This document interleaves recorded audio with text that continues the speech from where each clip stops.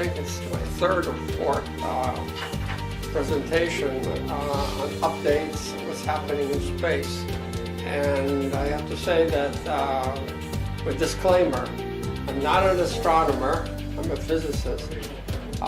So anything I say that might be new, especially if there's an astronomer among you, please, I apologize.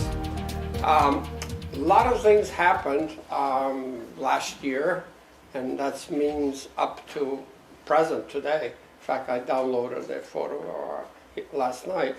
But I think a lot of little things happened, not a big event, but in totality it's actually quite exciting.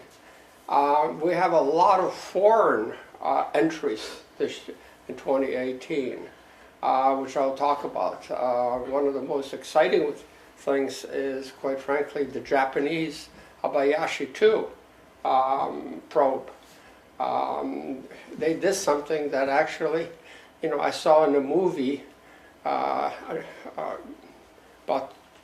4 years ago, where a guy tried to land on an asteroid. In the movie, they put a nuclear bomb on there, but the Japanese don't have a nuclear bomb, but they actually have something that's even harder to do than putting a nuke on an asteroid. Anyway, let's start. So what I will talk about is landings, flybys, the Chinese, Japanese, and Israel even, and of course I will include NASA updates. Now, the most exciting part of this, if you recall, 2 years ago I gave a talk on Pluto, and that was really exciting because this New Horizons went to Pluto and examined it in detail. It was a flyby, but most of you remember the beautiful heart on the planet that we saw, and we learned a tremendous amount about Pluto, Charon, the big moon, and the little moons that they have there, the atmosphere, and that was exciting, I think. New Horizons, then they said, we got this probe. It's flying, 20,000 miles per hour or whatever. Let's go someplace else. And unfortunately, they really didn't know where to go, so they said, well, let's hunt around the Kuiper belt and find a rock. They said, oh, here's a rock, and we'll go there. Well, that rock is, as you can see, it looks a little bit like a snowman. Ultima Thule, they called it, and this is what it looks like. Now, the exciting part is the engineering of steering this New Horizons to find Ultima Thule. It's across 30 miles or something else like that, and it went a billion miles beyond Pluto.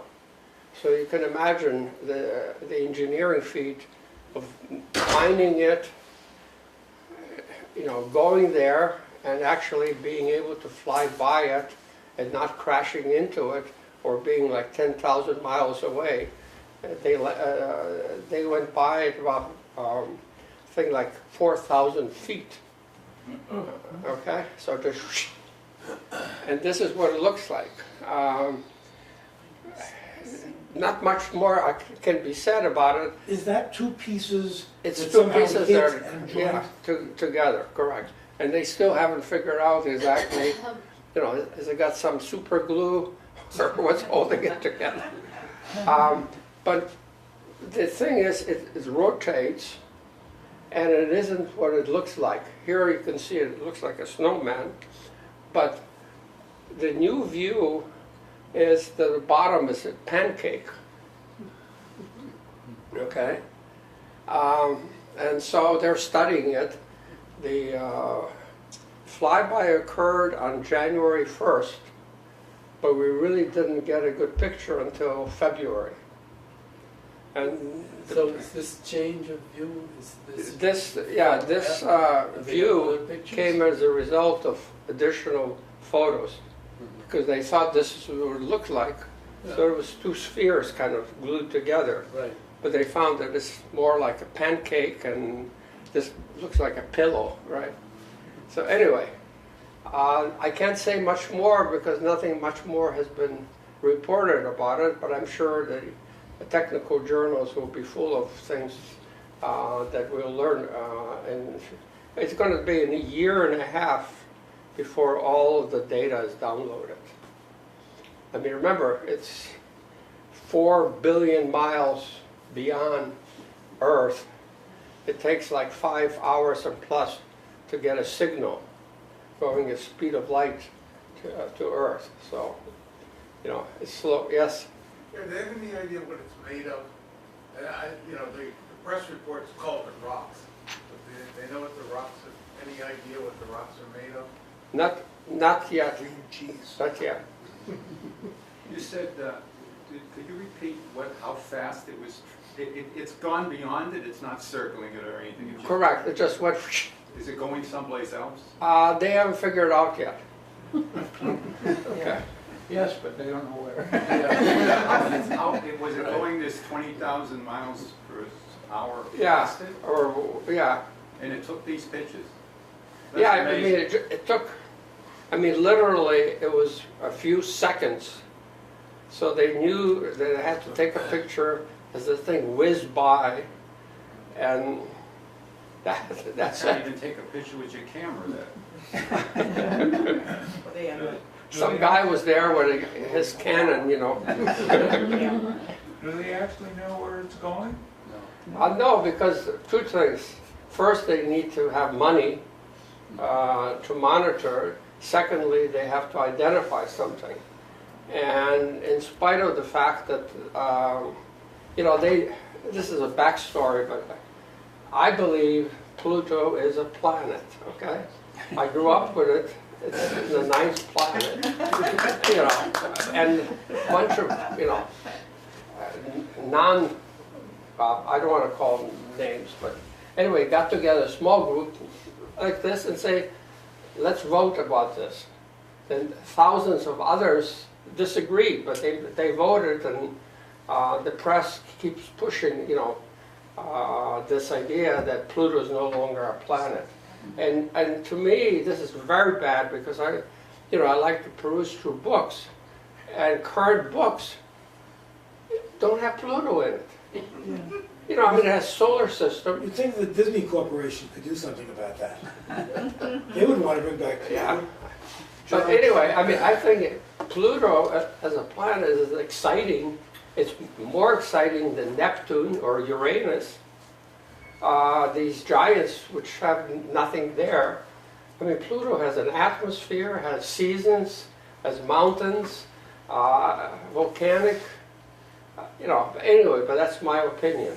George, it's not as though this decision was not standards-based. It's not as though there aren't thousands of scientists who put their thoughts into it. There are objects larger than Pluto which may also have atmospheres way out in the Kuiper Belt. Where? Tell me. They have proposed that there are at least two. I can't name them at the moment because I'm not an expert on this. So why don't they have New Horizons go to it? 2 years ago, They are trying. Okay. They are trying. So next year I'll have an update. The dwarf planets haven't aligned just right. But and this is kind of I was working with the State Department, and when the Soviet Union fell apart, you had one Soviet Union, and then you had 15 countries. The State Department went berserk. Oh my God, we're going to have 15 embassies. They tried to figure out how to keep, Soviet Union together because they didn't want to create 14 additional embassies. And my way is this astronomer's like, oh my God, there might be 2 or 3 or something out there, so we better get prepared for the future, therefore demote something now. George, you're just like the State Department, you're trying to keep the solar system together.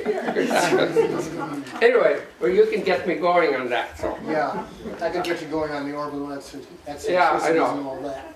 Okay, let's keep going. Okay. So here's a kind of a snapshot. January 2006, New Horizons left Earth. It got a flyby Jupiter extra boost by going around Jupiter and gaining additional velocity. 2015 went to Pluto, and of course 2019 it went to Ultima Thule. Okay? What's powering it? It has a radioactive, I mean nuclear. Yeah, anything above Jupiter can't go solar. The sun's just too weak. So, Yeah, and more specifically, it has a radioactive source, which is probably plutonium, Yeah. which heats a thermoelectric unit, which generates the electricity. Yeah. I mean, quite frankly, if Mars probes had a radioactive, you wouldn't have a dye like, as you know, opportunity. We'll talk about that dye because the solar system, solar panels got full of sand. They couldn't recharge. The unit started going to minus 100 degrees and just kaput. If it had a little radioactive source that would keep it warm, the electronics, it would have survived. what's propelling it? Oh, it's just Well, ballistic. radioactive. I mean, it's No, he was talking about propulsion. but yeah. not- Well, no. Right now, the propulsion has a little jets that are turned on only for corrections. It doesn't have any strong powers anymore to redirect things. Those choices, it's ballistic now. Yeah, it's ballistic with a little correction possibility. And I think I read that they have 2 more thrusters episodes. In other words, they can twice and that's it, and then it would be gone. So, okay, the next thing, so moving along, China. China landed on the far side of the moon. Some people call it the dark side, but the dark side is really not dark because it gets as much sun. The moon is just locked up with Earth, and you can only see one face. So they landed on the opposite side, almost near the South Pole. And here's a panoramic view of their lander. They have a lander and then they have a rover. So there are 2, and you can see the rover over here. You see it here? Yeah, Yeah. with the tracks. And and the other thing is they landed on the bottom of a crater, which is 20,000 feet below the moon's sea level. You might say, well, what do you mean sea level? Well, you take the average diameter of the moon, that's sea level, quote unquote, and then 20,000. So it's a big hole in the ground. And you can see the perimeter of that hole here. How far away is that, do you know? How far away is the perimeter? Well, it's I think it's something like 20 miles big. I assume that's just an artist's depiction? No, this is That's actually the picture? This is the actual real picture. And you can see the tracks of the rover. Wow. Now they have 2 cameras. They have a camera on the lander and on the rover. So this is a camera from the lander, and you can see the rover. Oops, that's the same one. Okay, you can see it better here.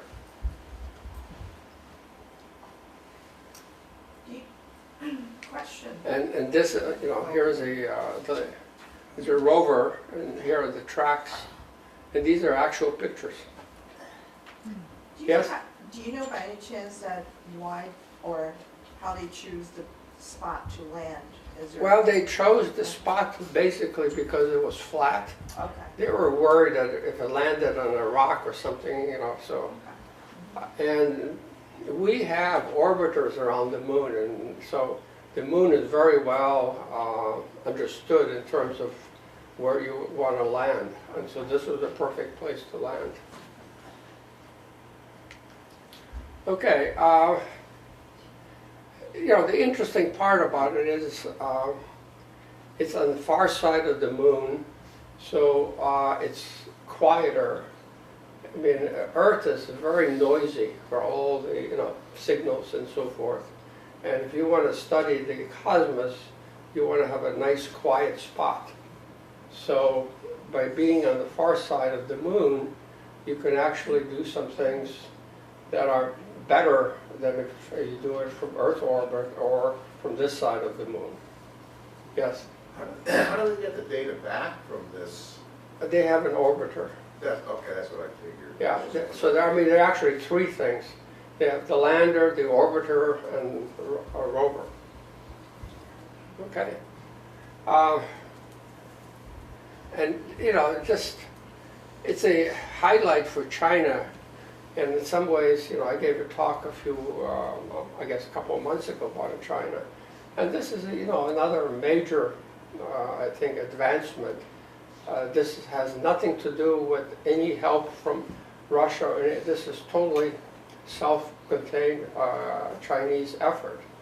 And as you might remember, in 2018, they had a space station that came crashing down in the Pacific. So, like the US, they're doing things. Sometimes are successful, sometimes they're not. So when you say crash back, it wasn't supposed to come back? No. Oh, okay, because that's one of the ways we get them out of orbit. Yeah, I know. It crashed because it never was functioning. And if you might remember a year ago, the question is, where is it going to come? Well, it crashed in the Pacific, which, is probably a good place to go. But it could have crashed, I think it was southern US or Mongolia. I mean, it depends upon where the thing was going by. So, anyway, but China now is, with US and Russia, and Europe is in space. Okay, well, they're not the only ones. The Japanese decided that they wanted to land on an asteroid, collect a sample, actually 3 samples, and then fly those samples back to Earth. So this is, a much more complicated effort. They found the asteroid, and it was, Ryugu, or Ryugu. And it's I think, some kind of a god, Asian god or something or other. The name was actually chosen by this group before the Japanese got involved in it. Okay. It's a big rock, 1,000 feet, but it's much smaller than Ultima Thule, which was, 30 miles big. This is 1,000 feet. Orbital period, 474 days, which sounds a little bit like Mars. Well, the orbit of this asteroid is between Earth and Mars. And I'll show you. And, some people say it could crash to Earth, so this is a good experiment. If somebody says, well, it's going to crash into Earth, maybe we can get it out of the way. So, drill hole, pick up samples several times and bring it back. And here's the orbit. Now, here's the Ryugu, and you can see it goes like that. And Sun, Mercury, Venus, Earth. And Ryugu goes, as you can see here, on the inside of Venus's orbit. It goes beyond that orbit and goes like that. Now Earth is here, and you can see there's an intersection here between Ryugu and Earth. Now, the intersection there is okay as long as Earth and Ryugu are far apart. But if this goes many, many, many times, over a period of time, there will be a time, maybe 200 years from now, when they will intersect. Okay? And Mars is over here. So the issue really is, can we do something with Ryugu, find out what it is, and so forth, and maybe in 50 years nudge it out of orbit, because it will intersect. I mean, it is not a hypothetical issue. It's just classical mechanics. Two objects flying around, and eventually, if the orbit is such that they intersect, they will intersect. How many objects are in that class that present a potential hazard? Oh yes. How many besides Ryugu? The interesting thing, about 3 years ago, I was very concerned about the fact that there was no attention given to an asteroid hitting Earth. So I spent a lot of time in Washington trying to get people the former astronauts and so forth. Hey, this is not an if. It's not something like, potentially or a model. This is classical mechanics. Things will happen.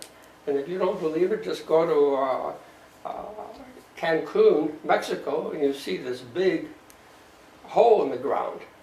You go to Russia 3 years ago, and you see the thing flying in and making a huge hole.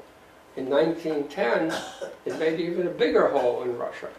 So, these things are not hypothetical. They will happen. And the moon is full of craters. In fact, interesting thing that as China was, paying attention to the moon, there was an asteroid that hit, or a meteor hit the moon, and you could see the thing blast off. And there was a huge one that hit Jupiter. Jupiter, maybe 8-10 years ago. Correct. So these things happen. This will happen unless we do something about it, okay? So anyway, getting back to a Japanese effort, they call it the Hayabusa II. It arrived in June and has been probing. Now, it has 5 strobe lights. So they have the lander, they have the several robots, little robots. So they have the lander going over on top of Hayabusa. They light it with 5 flares, and then they send a probe down, and the probe then essentially punches a hole, and they have done it once at least, punches a hole, things fly because you make a hole and things fly apart. They grab some of the things that fly apart, collect it, and then they will bring it back next year. And they're going to do this 3 times.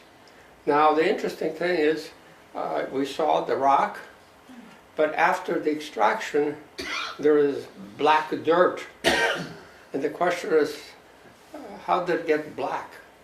So they're trying to figure out what is the material that is makes up the asteroid that is black in there, because all of it is gray.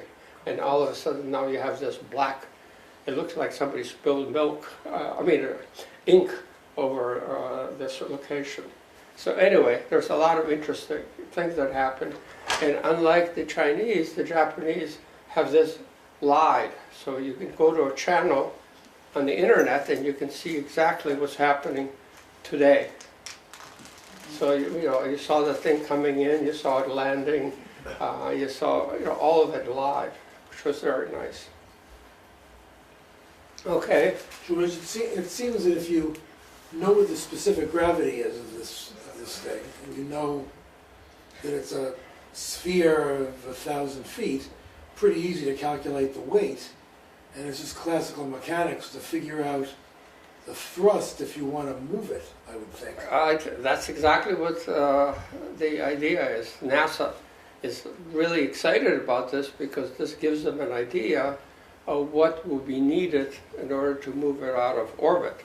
Now, you know, it's an interesting question because who pays for knocking an asteroid out of orbit, A?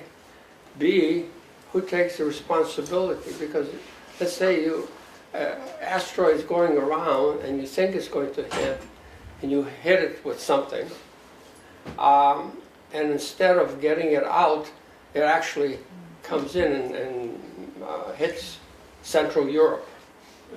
Who's going to pay for it? Okay, Mexico.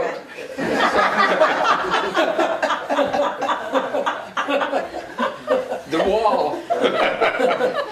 Now we'll stop.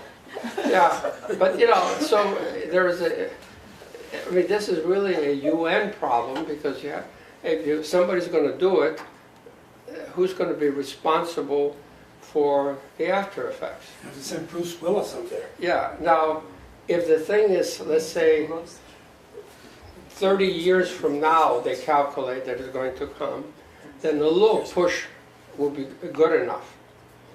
If they say it's going to come next year, well, probably it's too late, you know. But if it's a certain period of time, you really need a nuclear bomb to explode on this and to shatter it into small pieces or to push it away. I mean, really, that's the only options you have.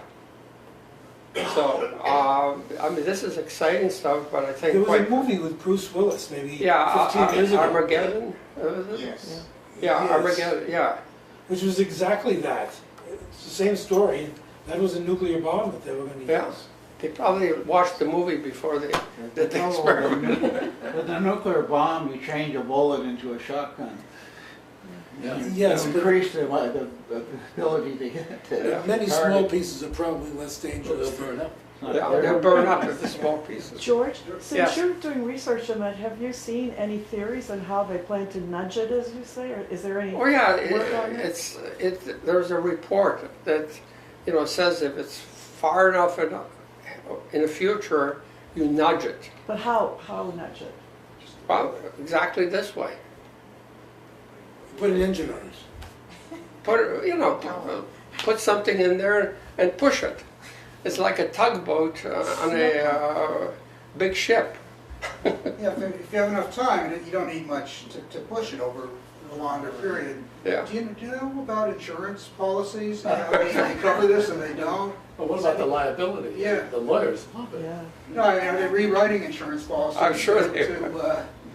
to get But out of it? if I was asked to do it, I would certainly make sure either I'm covered or I'm not responsible. George, when they were doing strobe, was there any attempt to do spectroscopy off the strobe light? I don't know, I suspect so. I mean, if you're out there, you probably should have prepared for the all slew of experiments. And I really haven't, you know, for one thing, Google Translate is okay, but it leaves something to be desired. Anyway, this is exciting, I think. So 4 rovers, I mean, they really have it. This is all, I mean, they're there now. They're there now, yeah. As we speak, they probed once already, and you know, the picture showed black spot. I don't know if I have it. Okay, well here, I mean, these are actual pictures. This is as it was approaching. That's what the unit looks like. So that's it. And this is the drill, you see. But those must be simulations, right? Or No, no. They have a camera? The camera, So where's the camera? On one of the other rovers? yeah. I mean, they have a drill essentially, and they punch a hole, a lot of stuff comes I out. thought they actually fired a gun. Yeah. Is that right? So, okay, all right, so So to speak. I mean, I think I followed this, and what happened was that I don't have the picture, but over here, the black spot occurred. Now, quite frankly, it either means that the stuff that they blew out is black, which is interesting because it should be just rock. Why is it black? I mean, black usually means carbon. So, it'll be interesting. We'll hear about it next year. Okay, ongoing missions. Mars, Jupiter, Voyagers. A new probe, InSight, was launched by NASA, and this was not a rover, but it's a lander. And its object is to listen to winds and to do geology. And Curiosity is the rover that was launched a number of years ago. It's still functioning well, except it had a hiccup a couple of days ago. They haven't figured out why. It went into safe mode, and they restarted it. Opportunity, unfortunately, rest in peace. There was a major storm on Mars that lasted like, I don't know, a few months, and was planet-wise. And it covered the solar panels on Opportunity, and it just went to sleep, and it's not functioning anymore. Jupiter continues to go around Jupiter, taking some very fantastic photos, but I don't know if we really are learning anything scientifically except getting beautiful photos. And Voyagers are 1 and 2. Let's see, Earth is here, Voyager 1 is going up, and Voyager 2 is going down. Now, you know, what's up and down? Well, the axis of Earth is here, so up and down relative to Earth. And they both are approaching or either exceeded beyond the enclave of the Sun. And the reason they know that is because the Sun emits radiation, and they're picking that up, they can measure it, and suddenly there was a drop-off in radiation, and radiation was coming in from the side, which they think is interstellar radiation. So, you know, but anyway, they're functioning, and they will continue function probably for another 20 years or so before they have a radioactive engine, which eventually will die. Yes. You said suddenly. It was actually Was it like this? Sudden, Well, or it was was it like- more like a gradual thing? over a period of a day. So, I mean, you know, it's been there 30 years, so a day is pretty sudden.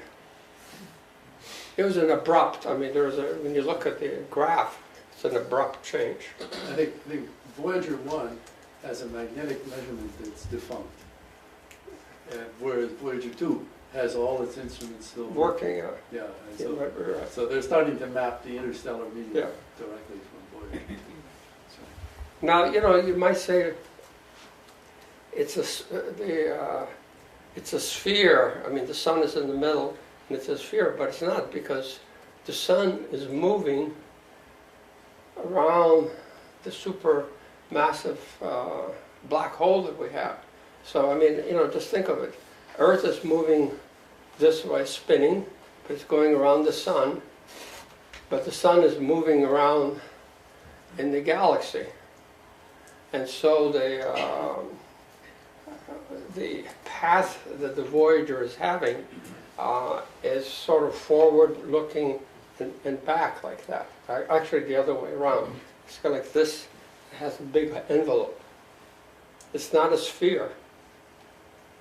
You know, it's like a motion if you have a balloon and you start dragging it, it starts to become like an oval and not a round object. And that's what, the envelope of the radiation from the sun looks like. Yes?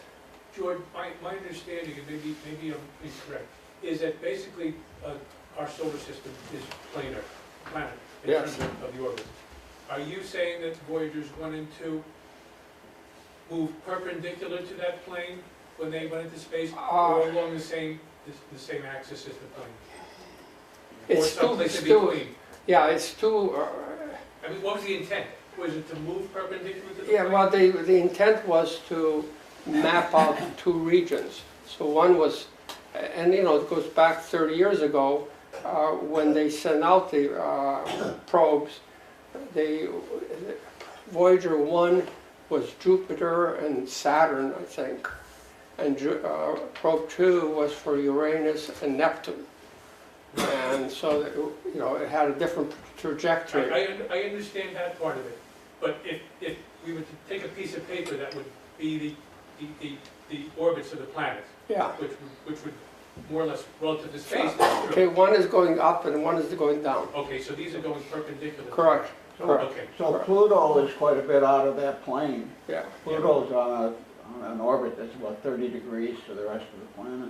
Oh, still, but if you're going 90 So you have to degrees, go up to get there. yeah, but still, if you're going 90 degrees, more or less 90 degrees to that plane, you're still Yeah. moving away from the planets. Yeah, now, an interesting thing, which I'm not going to talk about, but since you brought it up, Sure, blame me.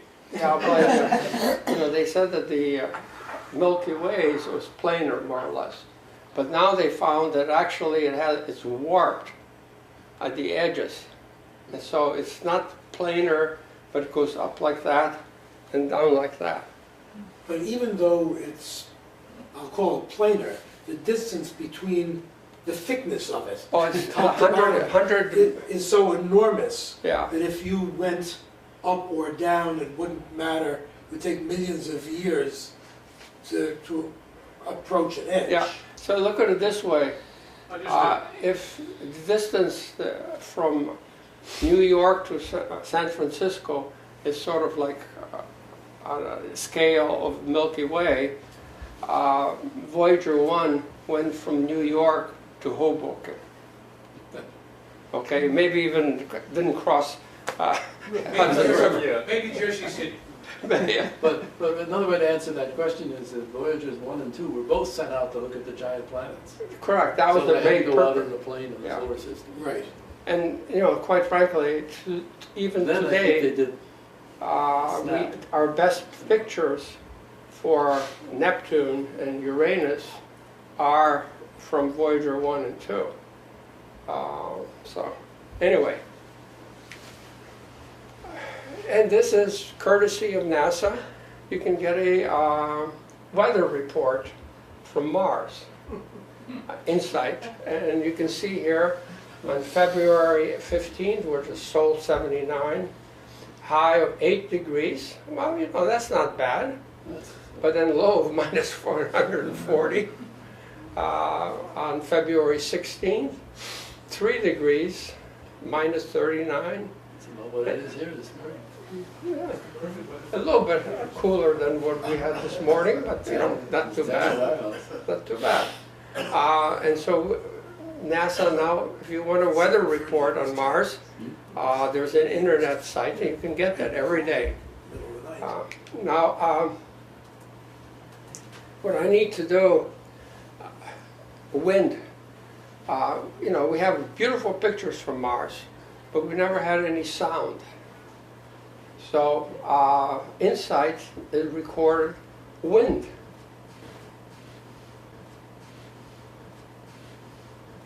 There was a TED Talk, 17 minutes long, Living on Mars. And I think it's a very good talk that covers all of the issues of living on Mars. And according to the talk, it's doable. So I will, post this, but you're welcome. Well, if you like, I'll just try to stick that into the schedule someplace. Okay. But it's, 17 minutes and it's very well done, so. If you have the URL, send it to me, otherwise I'm sure I can find it. Yeah, okay. All right, let's go back. Okay, well, this is in 2039 or 2027, depending on who you believe. Astronauts will come visit Mars, and they will find opportunity and pay a visit to its grave.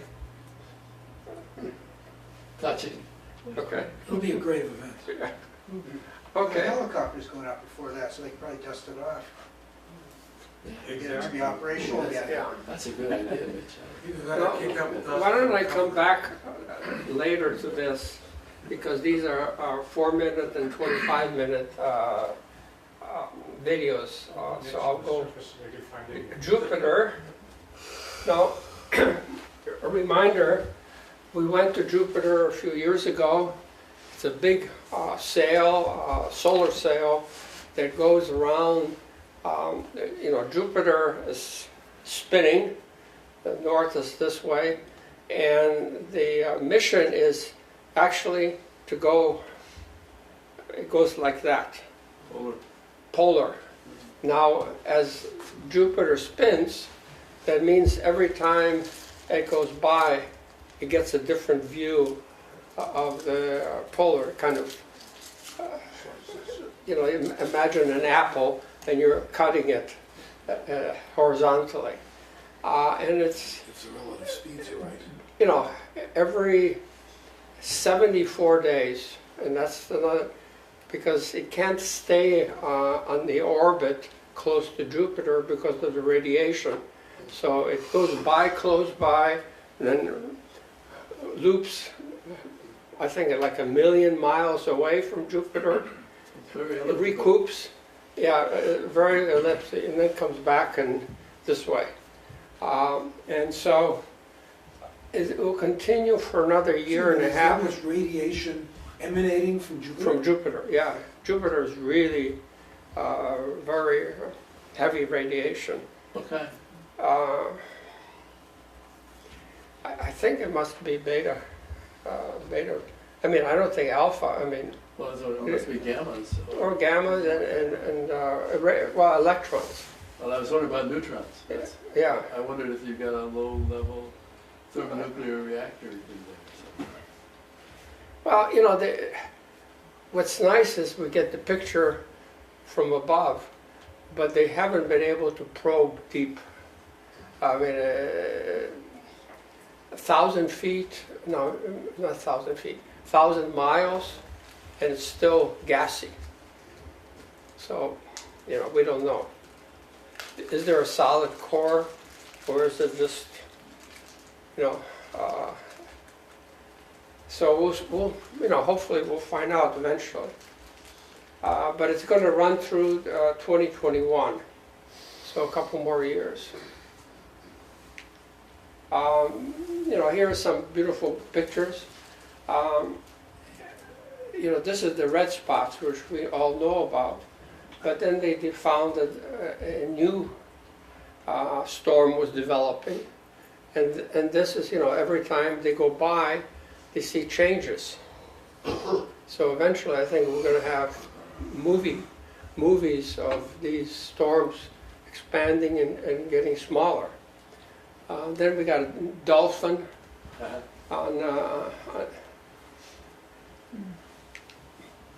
and here's the latest, I pulled it for yesterday. And these are beautiful photos. It makes artists kind of like obsolete. Okay, a little bit of astrophysics. Collisions, chirps, are a black hole, and traversing black holes. Now, something that people don't think carefully, 100, 200 years ago, when you were in America, and you had let's say an aunt that lived in France, How do you communicate? Well, Ship. your aunt, no, but she would write a letter, like today, so forth, and the letter would be put on a boat, and a month later, you will receive it. Now, the fact is, when your aunt passed away the following day, you're not going to know that a month later when you get the letter. Okay? Now, why is that? Why don't you know immediately? Well, because it takes time to communicate for the boat to get here. Let's say if you lived on Pluto and you said hello to your friend and then you died, the hello comes and you think your friend is still alive, but actually he died 4 hours before you got the message. So where is this going to? There's a thing called Observable Universe. Okay?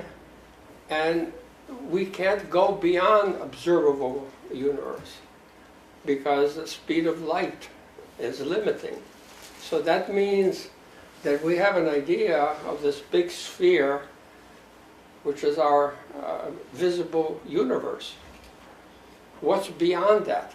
Well, we will never know.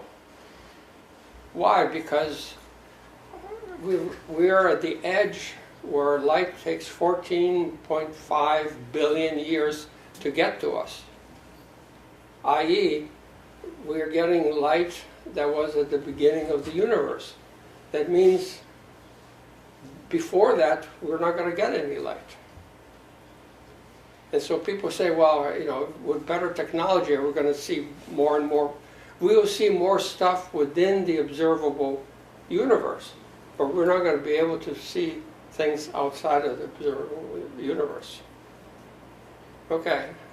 Now, I don't know if the idea of your aunt in France 200 years ago, but that's basically it. You're not going to know what's out there beyond what you can observe, and your observation is limited by the speed of light. Okay? So, why am I saying this? Well, collisions. Well, before I get to collisions, this year, or 2018, they actually were able to identify and localize the supermassive black hole that exists in our galaxy, i.e. Milky Way. In 1982, a couple of guys, Brown and Liu, identified the supermassive black hole, but all they did is kind of give it a general direction. Now they're actually able to localize it. Now you might... Didn't they now say that every galaxy has a supermassive black hole? Yeah. And it actually might have More than one, maybe. More than one. But our, you know, we have a lot of black holes in Milky Way. So that's first of all. But there is a supermassive one at the center. And that's the one that they were able to confirm. It's called Sagittarius A asterisk. And there's a story about it. Why is it asterisk there? And see, Sagittarius A asterisk. And why was it asterisk? Well, the guy who first saw it in 1982, Brown, said when you find new particles, physicists, kind of strange breed, but they get excited, so they put asterisk. So he said, well, I'm going to put an asterisk on. And so from then on, when you write the supermassive black hole and Milky Way, it's Sagittarius A asterisk, and don't forget the asterisk. Everyone will be looking for the footnote. Correct. I had to look it up. But it's, you know, the other part is that it's hard to see the black hole, first of all because it's black, But secondly, it's surrounded with a lot of stuff. I mean, a lot of smaller black holes around it, and it's very dense, and so they have to penetrate it. First of all, she used gamma ray astronomy, and then they did a very nice job of pinpointing it and finding the secretion disk. So they didn't see the hole, but they saw the secretion disk around the black hole. Yeah, I mean, for half a dozen years or more, we've been able to track the orbits of the stars around there, and it was clear there was a supermassive black hole. Yeah, but this one here, now, More like here's a small star. I mean, this is the one that did it, S2, orbit deep within the gravity well every 16 years, okay?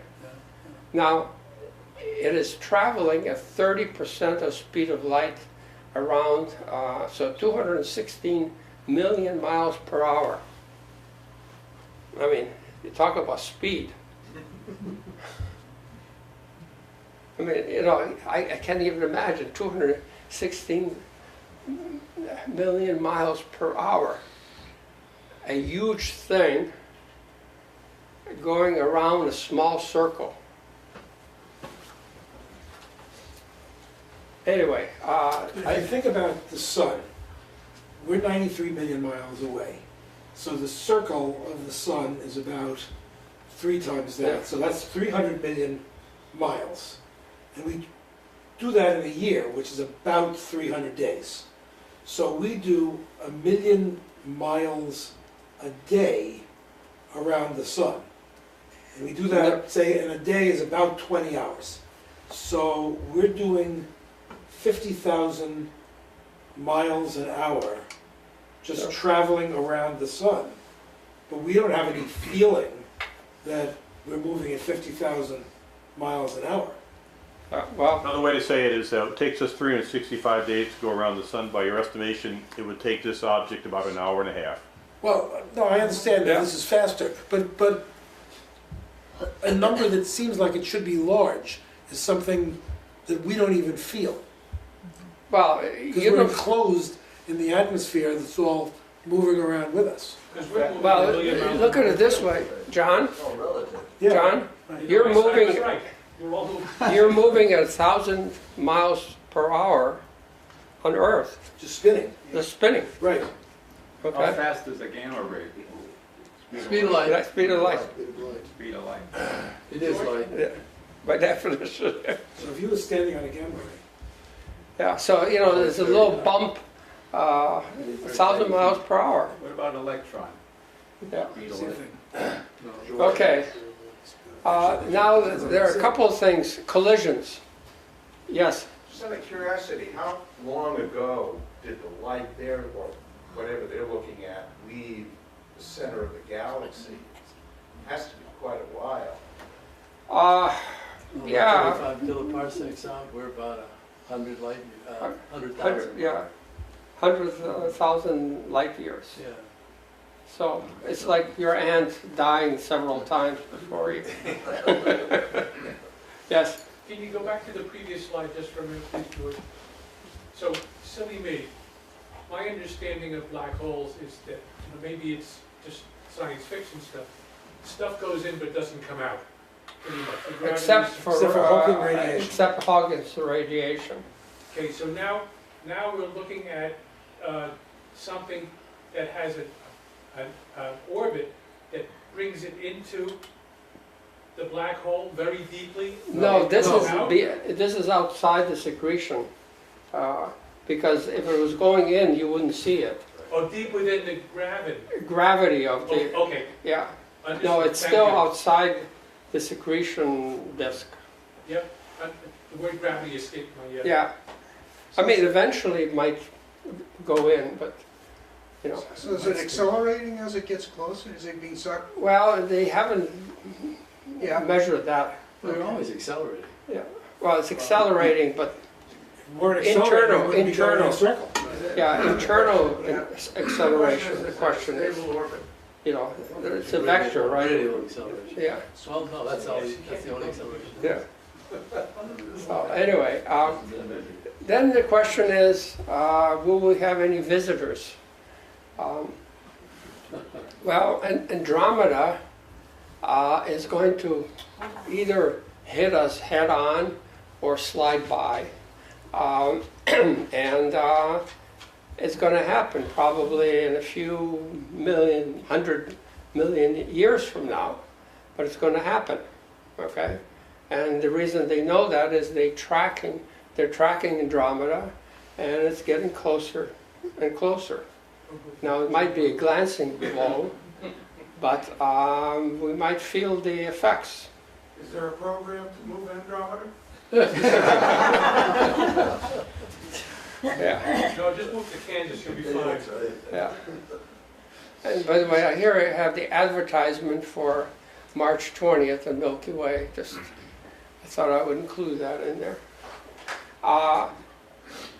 And let's see. We have a video of that, but let's.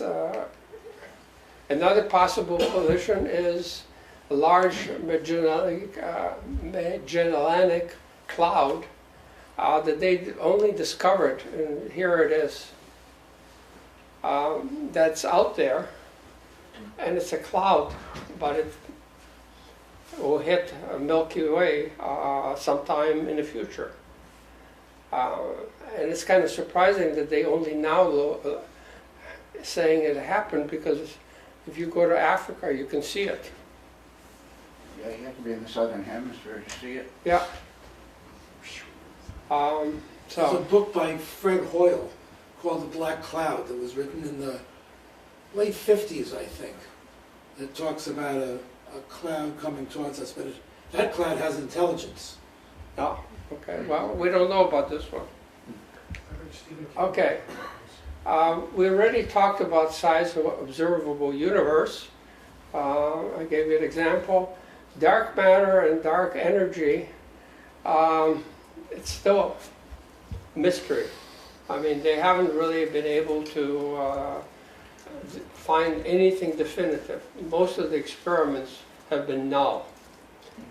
They thought they had something with a WIMP particle that could be identified as a dark matter, but WIMPs have sort of disappeared, as WIMPs do.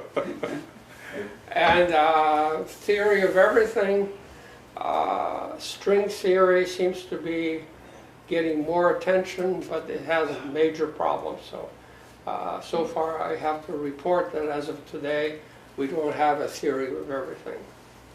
But at some time, there's an interesting talk about electromagnetic,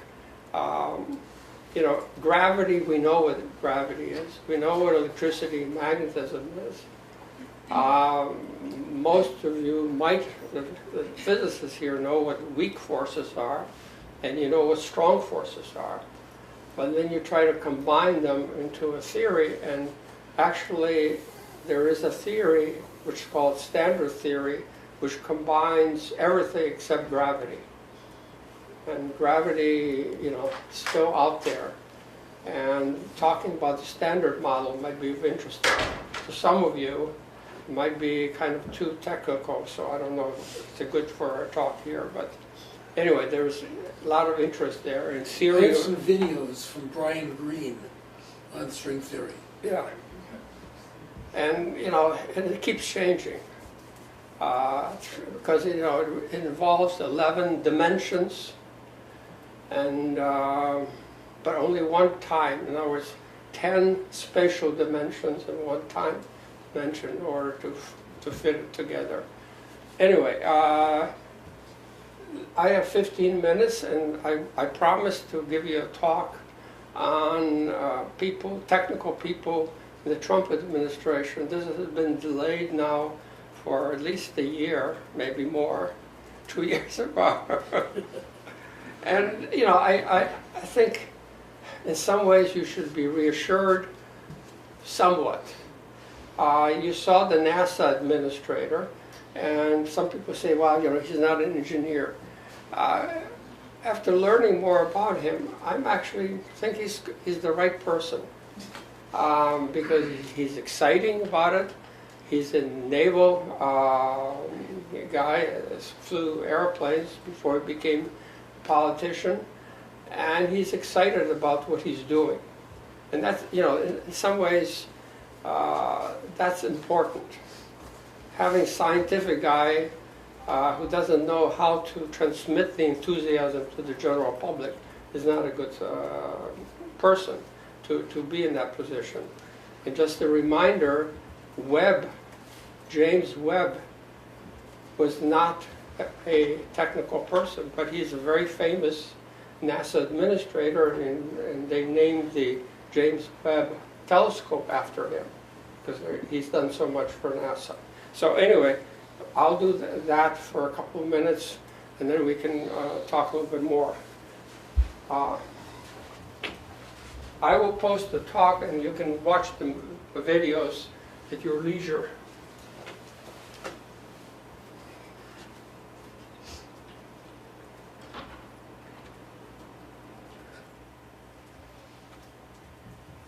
Clean up your desktop. Pretty quiet. Well, I plan to do that one of these days. You don't have room for any more. Okay. So here's President Trump's science team. As you notice, there's one woman there, and the rest of our guys. The most important position, and the one that has been delayed now for almost 2 years, is the President's Science Advisor and the Director of Office of Science and Technology Policy. Now, I said it in one sentence, but there are actually two positions there. One is a Science Advisor to the President, and the other one is the Director of OSTP. Sometimes you have one and not necessarily the other. John Holdren, who was the President Obama's science advisor, was both science advisor and OSTP director. But that's not necessarily the case. It says here it was established in '76 formally. One existed before that, but it was informal. And what happened was President Nixon got upset at the science advisor that he had at that time and fired him. And so Congress then in '76 made it official that this is a position that is Senate approval. Before that, presidents had science advisors, but it was more or less ad hoc. Now, 2 years into President Trump's term, we do have a science advisor. He was confirmed, I think, in January. His name is Calvin Dugemeyer. And Calvin is kind of interesting name. Calvin, of course, is the temperature, absolute temperature kelvins. And he's a meteorologist, so you know it's kind of appropriate that our science advisor, who's a meteorologist, i.e. weatherman, his name is Kelvin.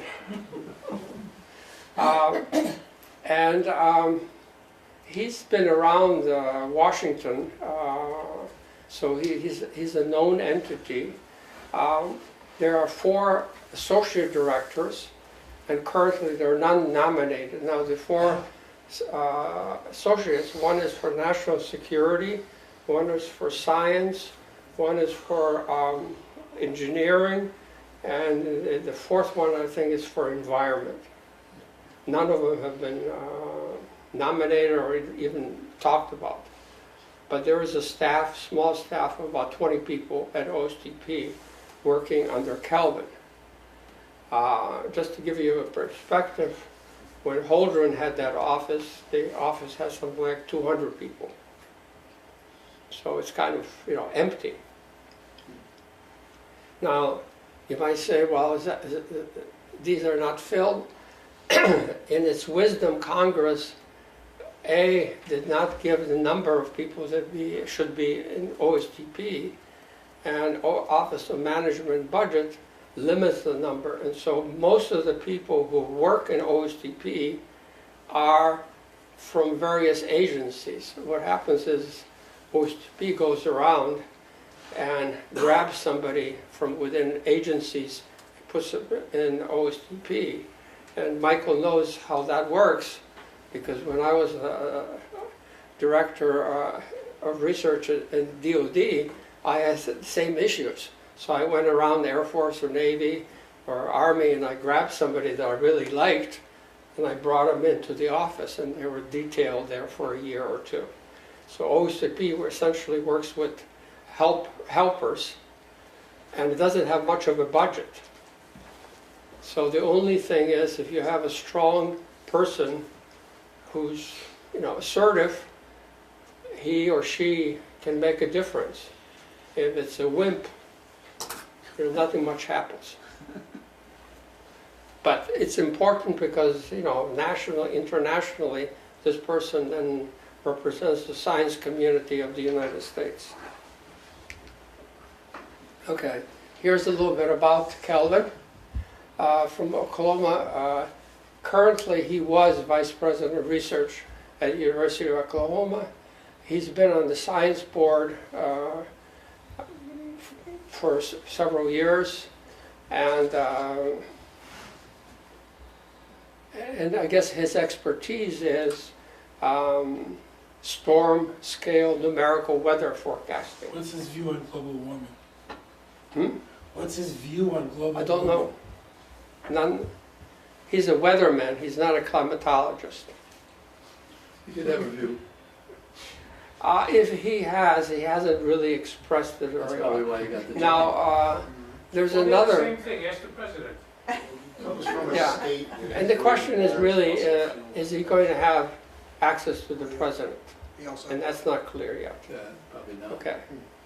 Now, your question, relative to your question, is on the National Security Board, there is a guy, Will Happer, who is a physicist, and he is a skeptic. So I suspect that Calvin, if he has a view that's, alarmist, he hasn't expressed it, and you're not going to hear about it. So that's Calvin. The other person that's been there a while, Franz Cordova, she's the head of the National Science Foundation, nominated by President Obama. But quite frankly, I haven't seen her in the White House. So I think she's sticking to the National Science Foundation and not going beyond there. At least I have not seen her publicly in the White House receptions or what have you. But she's an astrophysicist, a good person, but as I said, she's got 2 more years before her term expires. DARPA, I guess, of all of the things, I'm kind of disappointed because they appointed a guy who's been around in government for a long time, doesn't have much of a record except he's been jumping from one government R&D agency to another one. He's an engineer. I have not seen anything from DARPA that looks like exciting things that are happening. It's all evolutionary bits and pieces.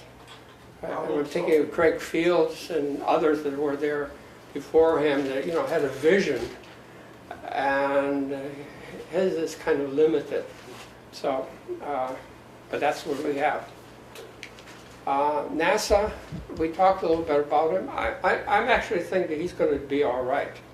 He's a good spokesman for NASA, has the president's ear, which is important, and is able to get the budgets, and has a vision that I think transcends his lack of technical capability.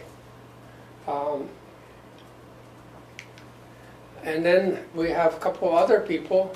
NIST, again, you know, Copen is a good person based on his background, but I don't think he's making waves at the national level. You know, he's a good person and does good things for NIST. But again, NIST is part of Commerce Department, which is not known to be very technical. And so unless he has the ear of the Secretary of Commerce, who I don't even know who is it right now because they keep changing all the time, he's one level below. So, but you know, this person there you need to remember. And then NIH, I think, probably has the most qualified person to be in that job. He led the Human Genome Project, and he's assumed 2009, and he was reappointed by President Trump for another 6 years. So I think, you know, we're okay in NIH. Is Obama appointed? Yeah, Obama appointed him. Right. For 6 years, and then Trump, you know, continued. But when there were issues with Ebola, and then when there was that disease that came up from South America and got thank you, Yeah. got to Florida, he seemed to have no influence whatsoever. As I said, you know, the important person. That's CDC. Yeah, right. That's a CDC, it's not NIH. Not NIH. Oh, okay. Well, but you know, NIH should have played a role, I would think. And you know, the bottom line is, if you don't see any of the technical people around the White House, you know that they're not having much of an impact. And most recently, you know, going back to DARPA, his boss is a guy who's going to resurrect particle beam weapons. Now, most of you are too young to know about particle beams, but in the 70s, when accelerators were made, a big thing, they talked about particle beams, and you can have neutral particle beams, positive and negative. Now, what is a particle beam? Particle beam is like an accelerator. You accelerate electrons or what have you. And at one time, they thought they could have a particle beam weapon, and it would be good to have. And so they said, well, where are you going to put it on? Initially, the Army was going to do something, but then they realized that the power pack was so huge that they had to have a bigger platform. So they said, wow, we can have a ship, and then a bigger ship. And the last was, which really killed it, that I remember the presentation, they had a aircraft carrier would be devoted to a particle beam weapon. Now, you know, one particle beam weapon requires aircraft carrier, and, you know, we're going to use it. And so the thing died.